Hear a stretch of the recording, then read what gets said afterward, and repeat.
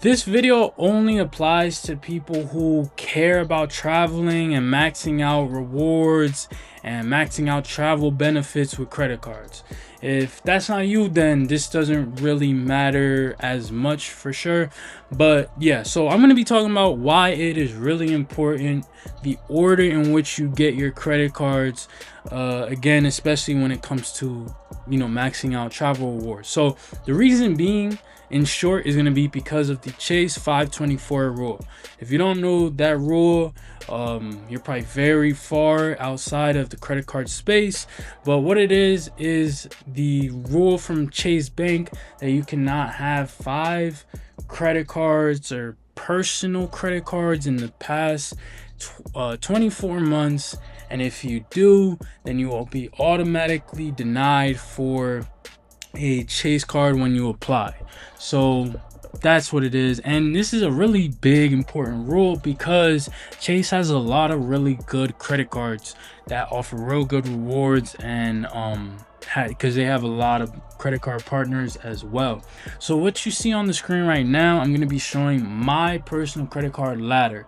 So this is the order in which I got my credit cards from top to bottom, top being first. So my first credit card was the Bank of America Unlimited Cash Rewards credit card, which is actually the gray one. It's not the red one as you see on the picture. It's the gray one. It's like 1.5% back on everything. And I got that card because it was my first ever card. It was a secured credit card. At that time I was banking with Bank of America, so I just thought it'd be best if I just get a credit card with them. I didn't really know better.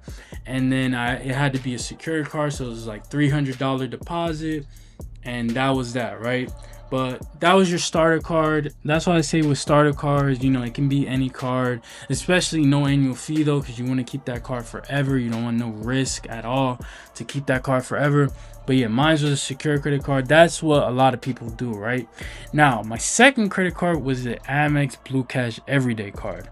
Now, I don't really remember the reason why I got that one. I think it might have been, I think I was obviously trying to make this around 524, but I think some of those Chase cards are obviously with the annual fees and stuff.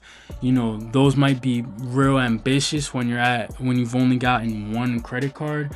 So this credit card is a no annual fee card. This was my first workhorse card. It was really good for cash back, so I was using the card a ton.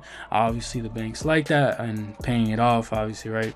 So that was that, right? Now then, this is the point where I would say no later than the third credit card should you start getting Chase credit cards. Like I said, for me, even like maybe I could have gotten a Chase card as my second credit card, but all those cards are all annual fee cards. They usually say, even when you check on like Credit Karma and stuff, like 730 score and higher, 750, something like that and higher. That's what they recommend. It's usually not really true, but I think it might be like 690 maybe. But they are obviously, you need higher credit, excellent credit, whatnot. They put all that language on like annual fee cards, right? Especially. So it might be too ambitious at your second card, right? And then your first card, you can't really do that unless you got, your cosign, you've been on your parents' credit or something like that. If you got parents that really financially literate, you can do it from the start, and if you got their credit and stuff like that, that'll work well too. And then the second card, might be too ambitious, but that's why I say no later than the third card. The third card at the maximum. So with me, I got the Marriott Bonvoy Boundless. It could really be in any order at this point because you're just getting the Chase cards.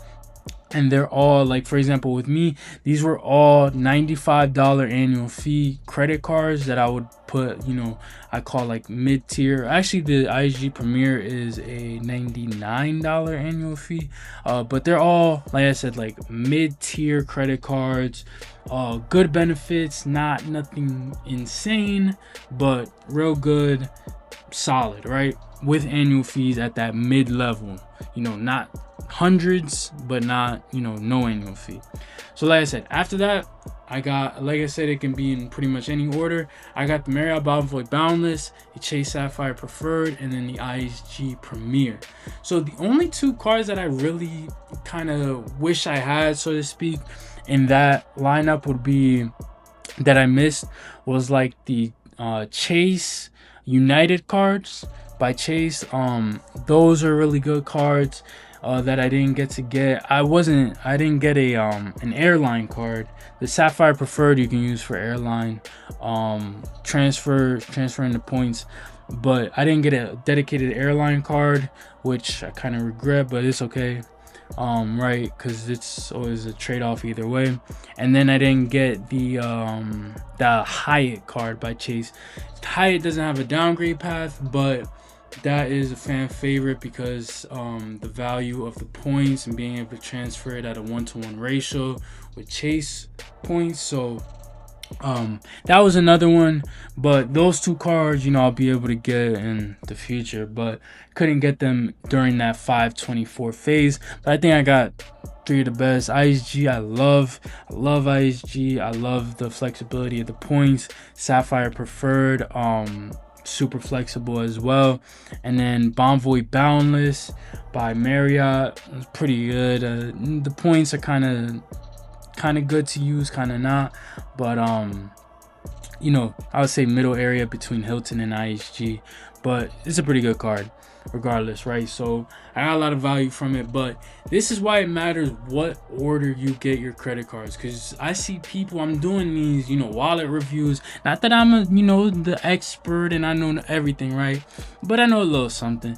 And people, I'm doing these wallet reviews and people have like they go 5 cards deep of their starter card Discover, then Wells Fargo Active Cash, then a Chase Freedom Unlimited, then a Capital One Saver One credit card, and it's like then a Quicksilver and all this other, like 5 cards deep of starter credit cards. And I've seen people do that as well when they say they're focused on travel. They're travel focused and they have 5 cards deep. They'll go maybe four cards deep. 4 of 6 cards is all starter cards, and it's like you just completely missed out on Chase, because now you got 524. It's gonna take a long time to get off that, and it's gonna be real tedious.